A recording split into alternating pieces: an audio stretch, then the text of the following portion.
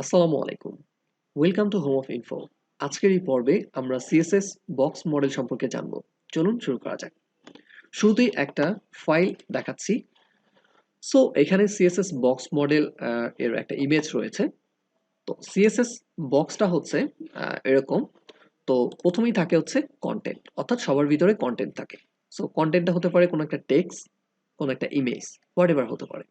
তারপরে যেটা থাকে সেটা হচ্ছে প্যাডিং। তারপরে থাকে হচ্ছে বর্ডার এবং সবার শেষে থাকে হচ্ছে মার্জিন। তো আমরা এখন প্র্যাকটিক্যালি দেখব। So visual studio code open করে নিলাম। এখানে এইচটিএমএল ফাইল, সিএসএস ফাইল নেওয়া আছে এবং সিএসএসটাকে লিংক করে দেওয়া আছে। তো শুরুতেই একটা আমরা ডিভ দিচ্ছি এবং ডিভের একটা ক্লাস দিয়ে দিচ্ছি বক্স 1 নামে। সো এটাকে আমরা লিখে দিলাম বক্স। সো এখন আমরা লাইভ প্রিভিউ দেখি। সো গো লাইভ বাটন ক্লিক করছি। সো দেখা যাচ্ছে বক্স নামে একটা কন্টেন্ট চলে আসছে। সো এটাকে ছোট করে নিচ্ছি এবং এটাকে আমি লেফট সাইডে দিচ্ছি। ভিএস কোডকে আমি লেফট সাইডে নিয়ে নিলাম।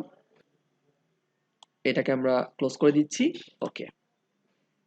সো আমরা যদি এই ক্লাসটার একটা ব্যাকগ্রাউন্ড দিয়ে দিই তাহলে হচ্ছে আমরা বুঝতে পারবো এটা যে একটা বক্স। সো এটাকে কপি করে দিচ্ছি, দেন স্টাইল শিটে এসে আমরা এখানে একটা ব্যাকগ্রাউন্ড কালার দিয়ে দিচ্ছি।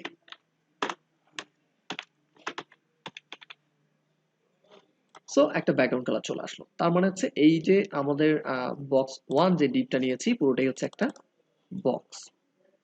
সো আমরা চারপাশে একটু গ্যাপ দেখতে পাচ্ছি। তো ব্রাউজারের মধ্যে বাই ডিফল্ট গ্যাপ থাকে। সো সেই গ্যাপটাকে উঠায় দেওয়ার জন্য আমরা ইউনিভার্সাল সিলেক্টর ইউজ করতে পারি। স্টার সাইন দিয়ে যদি আমরা মার্জিন প্যাডিং 0 করে দেই তাহলে গ্যাপগুলো থাকবে না। সো প্যাডিং 0 করে দিচ্ছি। বাই ডিফল্ট যে গ্যাপটা থাকে সেটা আর নেই। ওকে। সো এটা হচ্ছে আমাদের মেইন কন্টেন্ট। সো সিএসএস বক্সের মধ্যে সবার ভিতরে থাকে কন্টেন্ট, তারপরে থাকে প্যাডিং। সো আমরা যদি কন্টেন্টের মধ্যে কিছুই না করি, কোনো প্যাডিং না দিই, কোনো মার্জিন না দিই, কোনো বর্ডার না দিই, তাহলে সেটা থাকবে সে যতটুকু জায়গা সে ততটুকু জায়গা মিলেই কন্টেন্টটা থাকবে। সো যখনই আমরা প্যাডিং দিব তাহলে এটা বড় হতে থাকবে, ব্যাকগ্রাউন্ডটাও বড় হয়ে যাবে। যদি আমরা 15 পিক্সেল প্যাডিং দেই তাহলে কি হবে? সো দেখা যাচ্ছে চারদিকে 15 পিক্সেল প্যাডিং হয়েছে, উপরে নিচে লেফট সাইডে রাইট সাইডে সব দিকেই 15 পিক্সেল প্যাডিং হয়ে গেছে।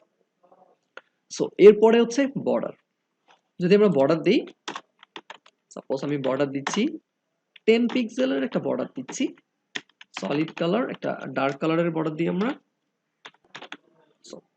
সো একটা গ্রে কালারের বর্ডার দিলাম। সো দেখা যাচ্ছে প্রথমে আছে আমাদের কন্টেন্ট সবার ভিতরে, তারপরে হচ্ছে রেড কালার হচ্ছে আমাদের প্যাডিং এবং তারপরে ডার্ক কালার হচ্ছে আমাদের বর্ডার। সো এরপরে যেটা আছে সেটা হচ্ছে মার্জিন। মার্জিনটা ইউজ করা হয় দুটো এলিমেন্টকে সেপারেট করার জন্য, দুটো বক্সকে সেপারেট করার জন্য মার্জিন ইউজ করা হয়। তো এখানে যেহেতু আমাদের একটা বক্স, আমরা আরেকটা বক্স ক্রিয়েট করে ফেলি। সো এটাকে কপি করে নিচ্ছি, এটা হচ্ছে বক্স আমাদের 2। সো এটাকে নেম দেই বক্স 2। ওকে। সো এখন আমরা বক্স 2 কে একটা ব্যাকগ্রাউন্ড কালার দিয়ে দিই। বক্স 2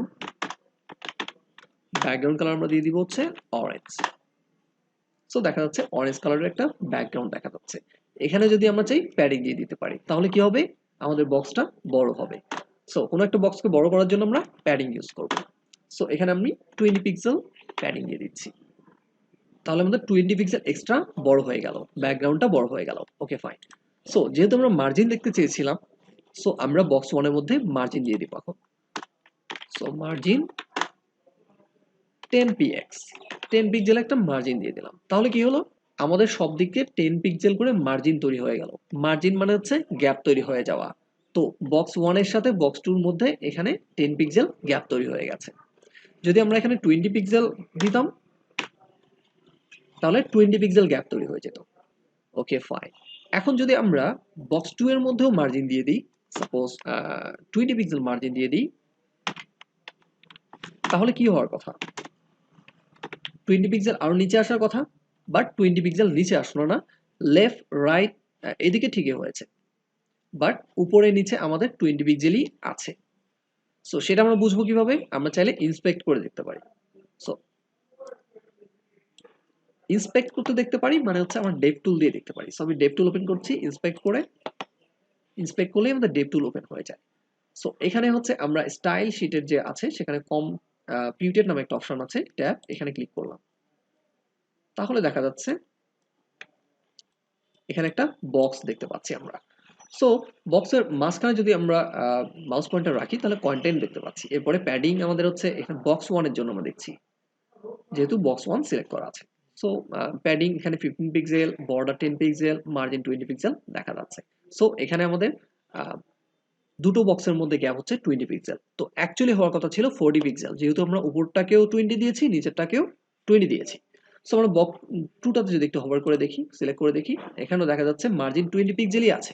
বাট দুটোই এক হয়ে গেছে। দুটো মিলে 40 হওয়ার কথা ছিল, বাট দুটো 20 ই চলে আছে। কেন? বিকজ মার্জিন সবসময় দুটো যদি হয় একসঙ্গে থাকে তাহলে সেটা শেয়ার করে নেয়। সেটা যোগ হয় না। সো আমরা যদি এখানে 40 পিক্সেল দেই তাহলে গ্যাপ হচ্ছে এখানে 40 পিক্সেল। যদি আমরা বক্স 1 কে সিলেক্ট করি দেখা যাচ্ছে এখানে মার্জিন 40 পিক্সেল। যদি বক্স 1 কে আমরা সিলেক্ট করি তাহলে দেখা যাচ্ছে 20 পিক্সেলের একটা মার্জিন আর উপরে 20 পিক্সেল নেই। মানে হচ্ছে 40 পিক্সেলই আছে, অর্থাৎ যেটা বেশি মার্জিন সেটাই আছে। দুটো মার্জিনকে সবসময় মার্জিন একসঙ্গে হলে সেটা শেয়ার করে নেয়। আশা করি কনসেপ্টটা ক্লিয়ার হয়েছে। সো আমরা মাঝখানে কন্টেন্টের সাইজটা দেখতে পাচ্ছি। সো আমরা যদি বক্স 1 কে সাপোজ বক্স 1 আমরা সিলেক্ট করি তো এখানেও কন্টেন্টের সাইজটা আমরা দেখতে পাচ্ছি। সো আমরা যদি বক্স 1 কে 100 পিক্সেল হাইট দিই বা উইডথ দেই তাহলে আমরা আমাদের কন্টেন্টটা 100 পিক্সেল হয়ে যাবে। সো বক্স 1 কে একটা হাইট এবং উইডথ দিচ্ছি 100 পিক্সেল করে। সো হাইট হচ্ছে 100 পিএক্স,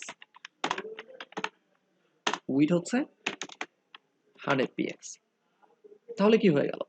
এই যে আমাদের কন্টেন্টটা একটু জুম আউট করে নিচ্ছি তাহলে 100 পিক্সেল উইডথ এবং হাইট হয়ে গেছে। এখানেও কন্টেন্টের জায়গায় 100 ইনটু 100 দেখা যাচ্ছে। সো এটা এখন আমাদের 100 পিক্সেল উইডথ এবং 100 পিক্সেল হাইট। সো টোটাল বক্সের হাইটটা আমাদের কত?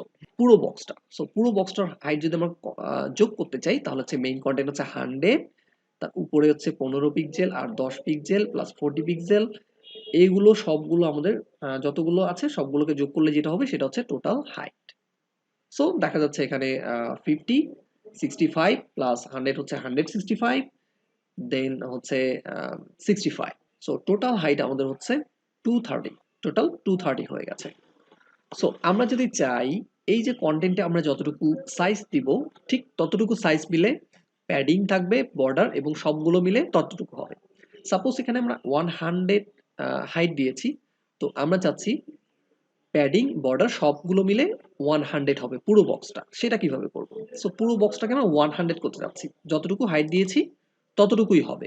সো সেটা করার জন্য একটা অপশন হচ্ছে বক্স সাইজিং নামে একটা আমাদের অপশন আছে। বক্স সাইজিং যদি আমরা দিয়ে দিই বর্ডার বক্স, তাহলে সবকিছু মিলে যতটুকু হাইট দিব বা উইডথ দিব ততটুকুই হয়ে যাবে। তো দেখা যাচ্ছে এখানে 50 পিক্সেল কন্টেন্ট হয়ে গেছে অটোমেটিকলি এবং বাকিটা হচ্ছে সো উপরে হচ্ছে আমাদের 25 পিক্সেল হয়ে গেছে, প্যাডিং 15 এবং বর্ডার 10, 25 এবং নিচে হচ্ছে প্যাডিং 15 এবং বর্ডার 10, নিচেও 25, 20, 25, 25, 50 এবং মাঝখানে 50, টোটাল 100 হয়ে গেছে এবং মার্জিনটা এখানে কাউন্ট করা হচ্ছে না। সো যদি আমরা একটা নির্দিষ্ট হাইট দিয়ে সেটাকে সবকিছু মার্জ করতে চাই, অর্থাৎ প্যাডিং, বর্ডার এবং মেইন কন্টেন্ট সবকিছু মিলে একটা নির্দিষ্ট সাইজ চাই তাহলে আমরা বর্ডার বক্স ইউজ করতে পারি। ওকে। সো আমরা যদি সবগুলোতে আলাদা আলাদা করে বর্ডার বক্স অপশন দিতে সমস্যা হয়ে যায় তাহলে এটা আমরা বাদ দিয়ে যেটা করতে পারি, আমরা যে ইউনিভার্সাল সিলেক্টর আছে এখানে বর্ডার বক্স দিয়ে দিতে পারি। তাহলে সবসময় সবকিছুই অটোমেটিকলি বর্ডার বক্স হিসেবে প্রত্যেকটা এলিমেন্ট কাউন্ট হবে। সো এখানে আর নতুন করে বর্ডার বক্স দিতে হবে না, এখানেও দিতে হবে না, এটা এখন বর্ডার বক্সের আন্ডারে পড়ে গেছে। সো ফাইনালি আমরা বুঝলাম যে HTML এ যতগুলো এলিমেন্ট আছে সবই একটা করে বক্স। সো এটা হতে পারে একটা স্প্যান, হতে পারে একটা বাটন, হতে পারে ডিভ, হতে পারে কোনো টেক্সট, সবকিছুই বক্স। সো আমরা প্যাডিং ইউজ করব ব্যাকগ্রাউন্ডকে বড় করার জন্য বা প্রসারিত করার জন্য এবং বর্ডার দেওয়ার জন্য আমরা বর্ডার ইউজ করব এবং দুটো এলিমেন্টকে বা বক্সকে গ্যাপ তৈরি করার জন্য, দুটো এলিমেন্টের মধ্যে গ্যাপ তৈরি করার জন্য আমরা মার্জিন ইউজ করব। So thank you for watching, ভালো থাকবেন সবাই, আল্লাহ হাফেজ।